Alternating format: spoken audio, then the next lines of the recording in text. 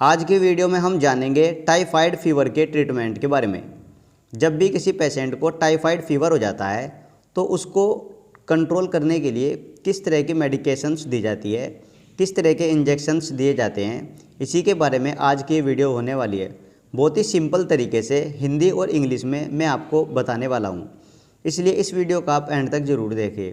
और guys, channel को भी ज़रूर सब्सक्राइब कर ले ताकि इसी तरह की नॉलेजेबल वीडियो आपको सबसे पहले मिलती रहे। तो चलिए वीडियो स्टार्ट कर लेते हैं। टाइफाइड फीवर को हिंदी भाषा में आंतरिक ज्वर भी बोलते हैं, आपने सुना भी होगा। टाइफाइड फीवर जो होता है वो एक सिस्टमेटिक फीवर होता है जो साल्मोनेला टाइफी बैक्टीरिया की वजह से होता है। कंटामिनेटेड फूड और कंटामिनेटेड वाटर की वजह से ये प्रॉब्लम होती है। मतलब कि दूषित फूड और दूषित पानी पीने की वजह से ये टाइफी बैक्टीरिया हमारी बॉडी में एंटर कर जाता है, जिसकी वजह से टाइफाइड फीवर हो जाता है। और इसके सिम्टम्स की बात की जाए तो जब भी व्यक्ति इसके संपर्क में आता है तो उसे 6 दिन से लगाकर 30 दिन तक इसके लक्षण दिखाई देते हैं। इसमें सबसे इम्पोर्टेंट पेशेंट को तेज़ फीवर आता है, लाइक 102 या 103, 104, इस तरह से हाई फीवर हो जाता है।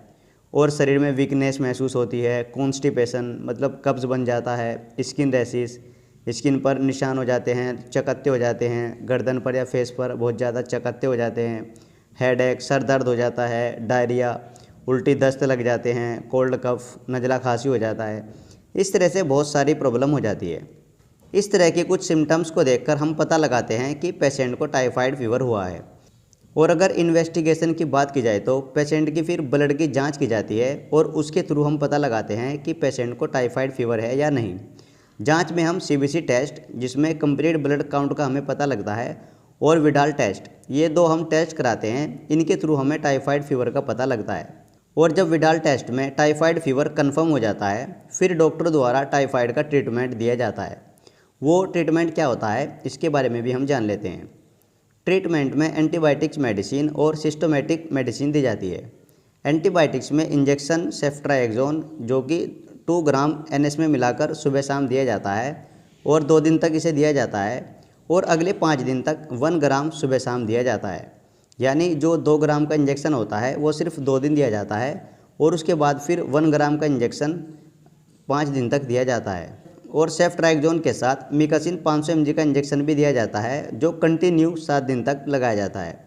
और टैबलेट में एजिथ्रोमाइसिन टैबलेट या फिर सिफिक्जिम 400 mg वाली टैबलेट, इन दोनों में से कोई एक टैबलेट दी जाती है। अगर एजिथ्रोमाइसिन टैबलेट यूज़ कर रहे हैं तो ये 3 दिन तक लगातार दी जाती है, और अगर सिफिक्जिम टैबलेट यूज़ कर रहे हैं तो ये 7 दिन तक कंटिन्यू दी जाती है। अब हम जानेंगे सिस्टोमेटिक ट्रीटमेंट के बारे में। सबसे पहले जब पेशेंट को टाइफाइड फीवर होता है तो पैरासीटामोल टैबलेट दी जाएगी। पैरासीटामोल 650 mg में दिन में 2 बार या 3 बार या फिर ज़रूरत पड़ने पर 4 बार भी दे सकते हैं। और अगर पेशेंट को वोमिटिंग की समस्या है तो वोमिकाइन 4 mg वाली टैबलेट भी दे सकते हैं। और अगर शरीर में कमजोरी महसूस हो रही है तो मल्टीविटामिन कैप्सूल को भी ऐड कर सकते हैं। इस तरह से सिस्टमेटिक ट्रीटमेंट दिया जाता है। और खान पान की बात की जाए तो पेशेंट को कंप्लीट बेड रेस्ट करना होता है। फास्ट फूड, तली भुनी चीज़ें सब बंद करनी होती है। पानी उबला हुआ पिलाए या फिर पानी में ग्लूकोज या ORS मिलाकर पिलाए। और इसके अलावा नारियल पानी या दाल का पानी, फलों की चाट, उबला हुआ दूध, मूंग की दाल की भेदड़ी, इस तरह से कुछ खान पान को चेंज करके ये डाइट प्लान दिया जाता है, जिससे टाइफाइड फीवर को कंट्रोल करना आसान हो जाता है। तो ये आज हमने आपको बताया टाइफाइड ट्रीटमेंट के बारे में। उम्मीद करता हूँ ये छोटी सी वीडियो आपको ज़रूर पसंद आई होगी। इसी तरह की वीडियो देखने के लिए आप हमारे चैनल को भी सब्सक्राइब कर सकते हैं।